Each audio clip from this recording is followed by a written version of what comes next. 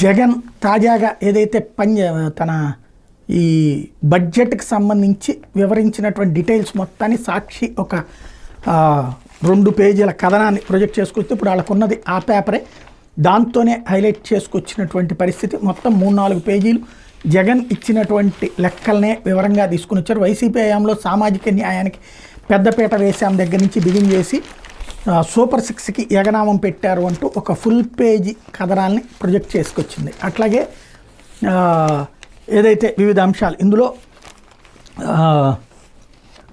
అధికారంలోకి వచ్చాక కూడా విష ప్రచారమే అంటే, అధికారంలోకి వచ్చిన తర్వాత కూడా చంద్రబాబు తన తప్పుడు ప్రచారం మానలేదు, అదే విష ప్రచారం కొనసాగిస్తూనే ఉన్నారు. జూలై 10వ తేదీన ఆర్థిక శాఖ సమీక్ష చేస్తూ రాష్ట్రం మొత్తం అప్పులు 14 లక్షల కోట్లను లీకులు ఇస్తారు, ఈనాడులో రాస్తారు, ఈటీవీలో చూపిస్తారు. ఎందుకంటే పూర్తిస్థాయి బడ్జెట్ పెట్టేందుకు చంద్రబాబు కారణాలు కావాలి, సూపర్ 6 సూపర్ 7లకు కేటాయింపులు చేయకపోతే ప్రజలు నిలదీస్తారని తెలుసు, అందుకే అధికారంలోకి వచ్చిన తర్వాత కూడా తన దుష్ప్రచారం కొనసాగించారు.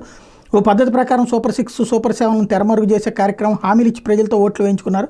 అయినా ప్రజలు మోసం చేయాలి, మోసం చేసే సమయంలోనైనా కనీస నిజాయితీతో మిమ్మల్ని మోసం చేస్తున్నామని చెప్పడానికి మళ్ళీ జగన్ కావాలి, అందుకోసం రంగం సిద్ధం చేస్తున్నారు.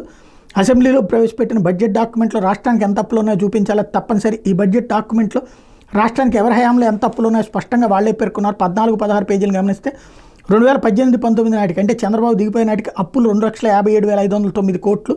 వీటికి ప్రభుత్వ గ్యారెంటీతో ఇది కార్పొరేషన్ తీసుకున్న అప్పులు కూడా కలుపుకుంటే మరో 55,000 కోట్లు. అంటే చంద్రబాబు దిగిపోయిన నాటికి 3.13 లక్షల కోట్ల అప్పులు ఉన్నాయి. వైఎస్ఆర్సీపీ అధికారంలోకి వచ్చిన నాటికి 3.13 లక్షల కోట్లు ఉన్న అప్పులు మా ప్రభుత్వం దిగిపోయిన నాటికి 4,91,774 కోట్లకు చేరాయి.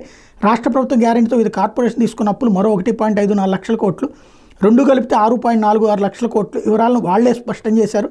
అలాంటప్పుడు వాళ్ళు ప్రచారం చేసినట్టుగా ఎక్కడ 10 లక్షల కోట్లు, ఎక్కడ 11 లక్షల కోట్లు, ఎక్కడ 12,600 లక్షల కోట్లు, ఎక్కడ 14 లక్షల కోట్ల అప్పులు, ఇవన్నీ దుష్ప్రచారాలే కదా అంటూ హైలైట్ చేసుకొచ్చారు. అట్లాగే అప్పుల రత్న బిరుదు ఎవరికి ఇవ్వాలి అన్నటువంటి పాయింట్ని రైజ్ చేసుకొచ్చారు. రాజకీయ లబ్ధి కోసం అప్పుల మీద దుష్ప్రచారం చేశారు అంటూ ఒక ఫుల్ పేజ్ అంతా కూడా దానికే కేటాయించుకొచ్చారు.